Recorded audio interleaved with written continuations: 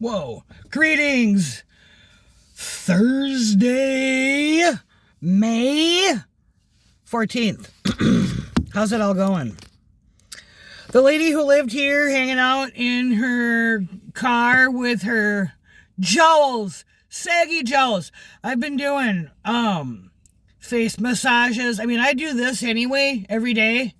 And pump up your lymphatic system, because a backed up lymphatic system, slap yourself, slap your pits. A backed up lymphatic system is probably the underlying number one reason why I almost died. Because if your body can't excuse the trash, and they kept telling me my large spleen was trash can overflowed. As a Reiki master, I kept giving my spleen Reiki and telling it how much I loved it. And then I did research on the spleen. And if you do traditional Chinese medicine, is really good for, like, what food should I eat at what time of day? And just like, how do the organs work? And what are the best times of day for the organs? And what does it mean when your organs are doing this, that, and the other? Yeah, TCM is good. Acupressure is really good, because the body we're all connected. Everything's connected. You've got fascia. What's fascia? Look that up. FASCHC. FASCIA. FASCIA. Fascia. Remember back in the day of Sesame Street, and they had one face on one side of the screen and another face on the other side of the screen, and they would say 2-syllable words? Fascia. Anyway, so if you remember that, you remember that. So I just got back from the gym, where it's number 12. The lady who lived number 12, I'm going to do all the videos and just explain my whole story, how I am still here. I'm still here because I'm very protected in the other realms, but I was also allowed. Did I sign a contract with myself to have these experiences, right? Did I use a frequency to gain access to the almost dying realm, right? Is it you sign a contract, and then you get on the frequency, and then you have the experience, and then it goes in your life portfolio, and then you can mark it down on the bucket list you didn't know you had? Like when I was riding in the ambulance. Well, that's a bucket list item I didn't know I had. I'm riding in the back of an ambulance. Almost dead. That was hospital trip number 3. Yeah, when I was so bad. I got into a car accident. I had a brain bleed. My brain was bleeding because I got into a car accident, and when you have 0 platelets and you're a puddle of cells and you hit your head, I got rear-ended. And it was a hit and run. I had my glasses. Where are they?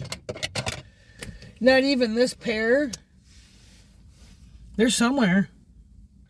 On my head. Wow, really? There they are. Wow, really? What'd you do with them? I had them up there, right? And then I was in a whole different vehicle, and I went boop. Oh my God! And I hit my head up on the visor with the glasses, and the glasses actually made a divot. That's all healed though. Made a little divot in my head. There was no structure. I had no structure. I was a puddle of cells. All right, so I was a walking puddle of cells. Don't even ask me how I did that. I have no idea. No clue. So,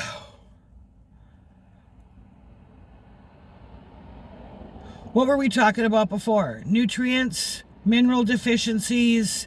I had spent probably my whole life being deficient in everything, even though we did not eat bad foods growing up. We also did not eat real good. interrupted my parents. Sign that contract. That's where understanding comes in, when you realize that everything's a contract. Well, I signed up for that, didn't I? You signed up for that. We signed up together for this, right? It's so much easier to just look at life and go, fucking sign this shit. Payback. That's karma payback. We have to have this karma here, right?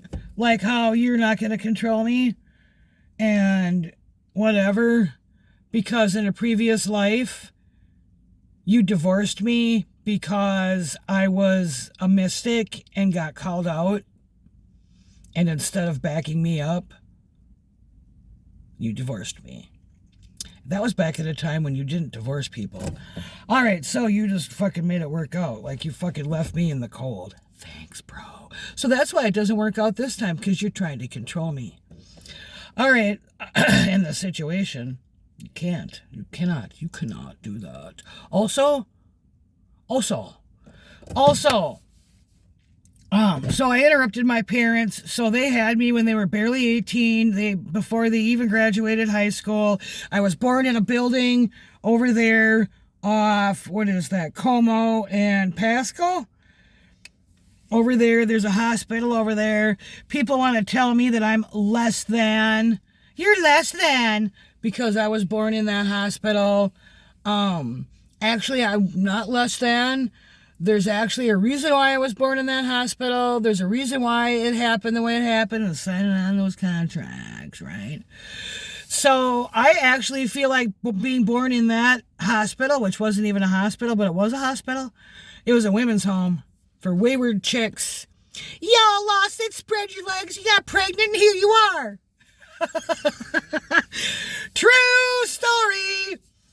Number 12 is going to be the divine number 12. All right, let's get this over with. I know I'm a goofball. Right, the lady who lived is not being serious about telling her story, and I can't follow her story. All right, you can just read my book then, if you want me to be serious. So, I do lisping sometimes. I have never had a lisp. It's just me and my inner child having fun. If you and your inner child don't know how to have fun, I'm sorry. So sorry. And I do voices. All right. I do all sorts of fun stuff. So, my parents, I interrupted their lives. They had me when they were barely 18. I'm sure in the year of our Lord, I'm not going to tell you when because you don't need to know. You just don't need to know. It's not your business. So, what year I was born in? I'm Gen X, I'll tell you that. Proud of it. Peace to all you Gen X out there. Anyone that denies being a Gen X is a fucking, what the fuck? Why would you deny being Gen X? All right. So, buttons on your underwear.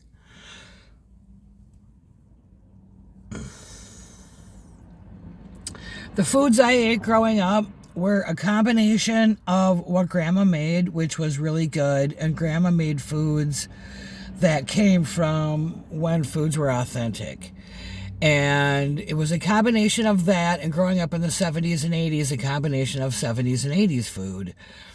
We used to eat banquet chicken, and I would not eat banquet chicken now, but banquet chicken back in the day, it was so fucking good. We would see Mom get out the box of banquet chicken, and we would just, banquet, it's banquet night, and don't feed me anything else. And then we would have like French fries or tater tots, typical child stuff. Oh, love me some tater tots, some crinkle cuts. Those were so good. We drank Pepsi like it was going out of style. Like, I haven't drank pop, soda pop, Coke, whatever you guys call it. I have not drank that since 1997.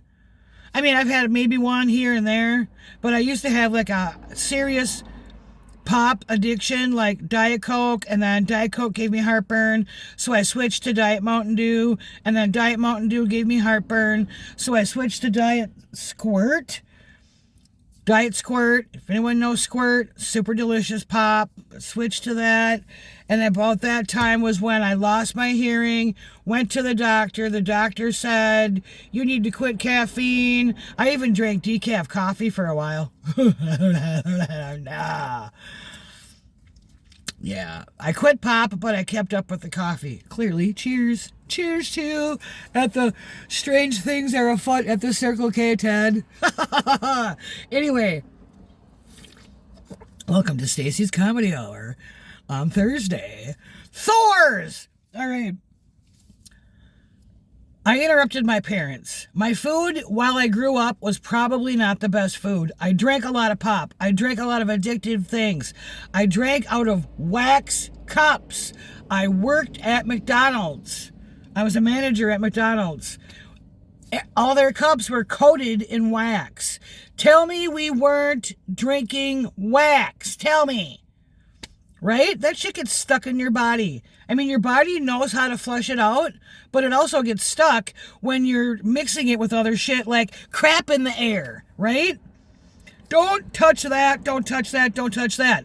I know guys out there, they don't touch anything. They live in Costa Rica where you don't have to worry about it. I'd live in Costa Rica. Sedona. I would move to Sedona and just... trigger warning. I would clean it up down there. Even though it is clean, but there's stuff that other people don't see that I see. Sorry. Hate to be the one to tell ya. All right. And they're spraying Sedona like it's going out of style. So you need extra help down there. Hello? Anchor points A, B, and C. Anchor points A, B, and C in Sedona regulate the energy going in and out of Sedona by automotive traffic.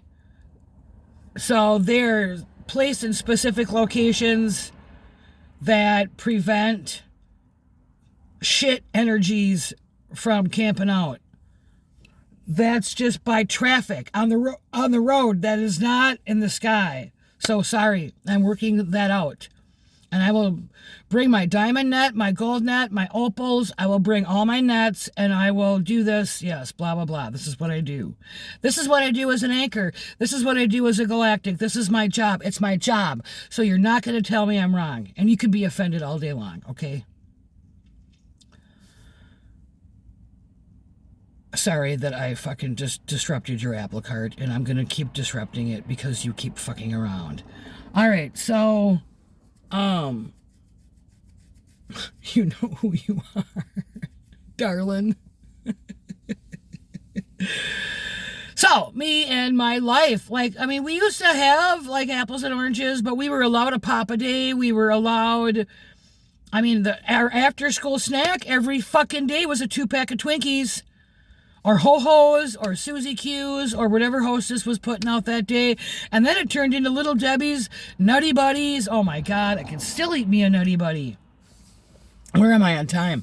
So my life was not exactly healthy when Food Network and Cooking Network came on, and they were a big deal. And I'm watching these children create these beautiful entrees and baked goods. And I'm like, where were my fucking parents showing me that? These children are cooking these dishes that I never learned about until I was an adult. There was a dark ages that happened that we have woke up from. You like that?